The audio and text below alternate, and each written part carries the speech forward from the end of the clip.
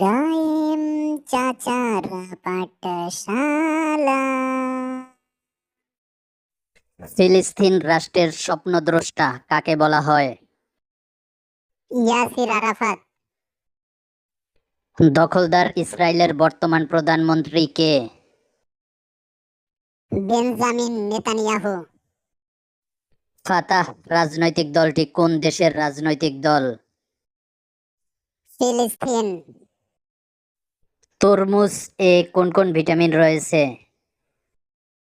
Vitamin A, vitamin C এবং vitamin B five. আঙ্গুর এ কোন কোন ভিটামিন রয়েছে? Vitamin C, vitamin K, vitamin B one এবং বি6। ইলিশের জন্য বিখ্যাত জেলা কোনটি? চাঁদপুর। আফগানিস্তানের মুদ্রার নাম কি? আফগানি। ইরানের রাজধানীর নাম কি? তেহরান। মেজবান বাংলাদেশের কোন জায়গার ঐতিহ্য? চট্টগ্রাম। সিরিয়া কোন উপনিবেশের অন্তর্ভুক্ত ছিল? ব্রিটিশ উপনিবেশ।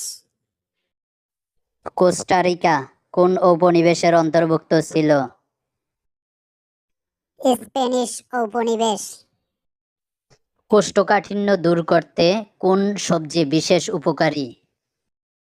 সিম।